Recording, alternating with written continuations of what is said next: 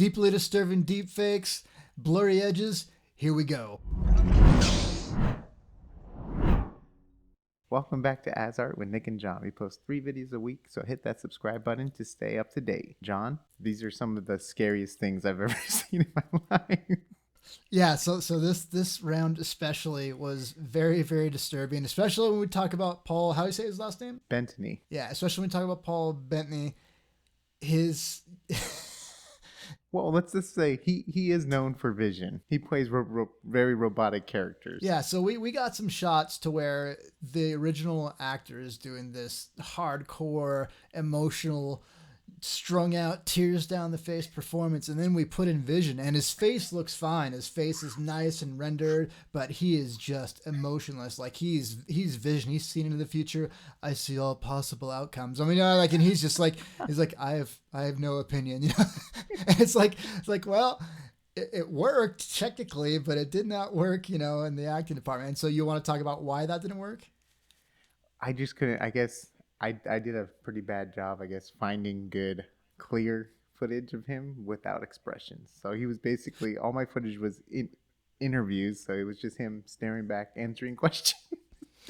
Yeah, so you didn't do a bad job at finding. So ideally, you find like interview footage is ideal footage because it's usually evenly flat lighting and they're zoomed in mostly on the face. If you have very dramatic lighting, it's hard to extract the full face and blend it in. But if some guy in a movie is strung out and sad and crying, and then you only have footage of where he's, you know, nice, calm, and collected and looking cool for Hollywood or whatever. Yeah. There's no performance for the software to learn for how he acts, and so it just uses what it can. And I mean, if you do a side by side, the one guy is just like, he's like 5 steps to death, and then you look at Vision, and he's just like, yes, I understand the situation perfectly. You know, it's like, oh, either that or he's a T1000 or a T800. Yeah. I was like, man. And then there was that one shot where he's like holding the necklace in his hand. And it's like a super close up of his face, and it just didn't even track it. And like, there's one shot where it's pretty close up shot, and instead of looking off screen, he's looking right into the camera, and he is just staring right at you. Like I'm just like trying to get. I'm like, oh god, like I'm trying to get out of the way of the camera. Yeah, I mean it was really, really funny. But yeah, so the shot that we really wanted, it was this nice close up shot, like you said, and he's holding up that medallion or the necklace, and it just didn't track that because it only had like this much of the face and it didn't recognize enough of the facial features. Yeah. So, you know what's funny though? I think we were able to get away with it on the Adam Driver one because in that scene, Snape didn't really show too much emotion in his acting performance, and the footage we got was probably perfect for that kind of thing for the Snape deep fake if you want to click here to watch it, but yeah. You know, and the reason the Meryl Streep ones worked is because you had found some movie footage of her.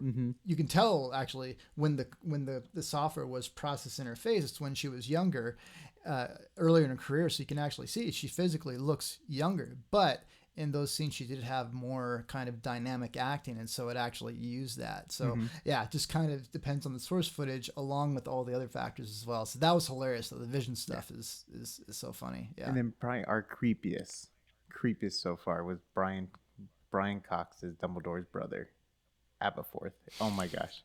So we didn't think it was gonna work because he had a beard. Yeah, and you would have to find footage, but we're like, we have to try it so we know for sure, kind of thing. Well, I mean, so there's a number of factors there. It's like you found him. He did have some facial hair. It was fine. Either way, unless he had a very similar beard, which obviously was like fake beard for the movie, we were either going to have to recomposite the original beard, which is hard to do, or we're going to have to naturally blend it in. So as this was processing, like, you know, a week before we even did, I'm like, okay, if this even comes out decently, we're going to have to do this, and this, try and get it working. And I even just on some stills and, you know, a few frames got the beard back on top, but he looked like a cone head because his forehead was just gigantic. It went up to like here before his eyebrows started. So his eyebrows were too low on the replacement actor. Yes. And so I didn't even bother to do the composites. I just sent Nick a screenshot. And it looked like out of Monty Python and the Holy Grail, and they have those cheap illustrations on there. Yeah. It looks like we'll have to maybe post that screenshot because it it just looks so funny. And Nick's like, 100%. yeah, don't even bother. Nick's like, don't even bother. Well, I just wanted to say with Brian's, we've been working with Brian Seeker. He's been doing awesome recasting videos of the Harry Potter films. Reached out, we were able to do some similar characters at a time. Awesome, love working with Brian, and that's why we did these deepfakes in the first place. So if you have any other ideas too, just go ahead and put them in the comments down below. You know, maybe some other characters you would like to see us do. But anyways, let's go into the. Did you have anything else to say about the beard? Well, the other thing about Brian Cox too is you like kind of like Meryl Streep. You were saying he basically always wears glasses in his interviews, and so you're able to find one long interview. But again, you're facing the camera or talking to the person in the interview, and so you didn't see much even the sides of the face. So if there was even a side profile, it was blurry, even if you let it run a long time. So we just had all the things stacked against us. So it's fun to see like the glasses. The glasses was for Paul. What about you were trying to find ones where he had facial hair, right? Yeah. Yes. Where Brian Cox had facial hair. Yeah. Yeah. But so basically, it was a pretty complicated one, and we were doing two characters at the same time too. So it was very we had to have it done within a week. We're just like, I don't know if this is gonna work. We tried. Yeah, we tried. Yeah, there it is. And then the last one was when we did Slughorn. We did Stephen Fry. Most of those came out really good. There was a couple. Most of those, yes. It was like, you can tell like we didn't have the right perspective, from interviews. But he gave good facial expressions in his interviews. He's just a very expressive guy, so we were able to get some good footage. But some of them just did not work. Like that scene I really wanted to do with the wand. The perspective was against us, and there was just some funkiness going on there where we're like, ooh. There was one that I was pretty excited about where it's kind of a close-up shot, and the detail was in the deep fake source material. Like you could see individual strands of his eyebrows and stuff like that, but it looked like almost like a still image that was slapped on top, and it was just stretching to match the proportions as he's moving around, and it was a little bit too crispy, and I think that's because in the deep face lab that we're using, there's a setting called GAN, and I forgot what that stands for, but it basically you run that near the end and it tries to bring in more detail. Like if you have detail in a beard or whatever, it'll try and bring that back in. And I think I had that too high, and so it looked like a very, very sharpened image, and you could try and soften it, but you could just tell it wasn't going to work. And then the last shot that you really wanted to get that we couldn't get was the wand, right? Yeah, just such an iconic moment.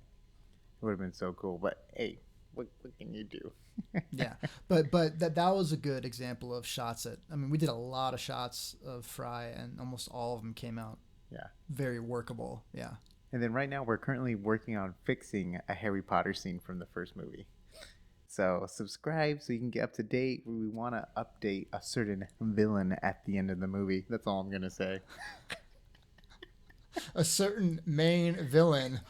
I wonder who that is. So yeah, that should be a fun one, and that should come without too many hitches, just because the source footage and destination footage. And then we're also going through all the Harry Potter films, breaking down different visual effects scenes. The last one we did was the second Harry Potter film, where basically I compared it to Jurassic Park. Yeah, Chamber of Secrets versus Jurassic Park, basically. Yeah, but it was a Chamber of Dinosaurs. Chamber of Dinosaurs. It was a really fun one, though. That one kind of caught me by surprise. So check out that one. We're currently working on the third installment, so that's going to be really, really fun as well. Prisoner of Azkaban. It's going to be good.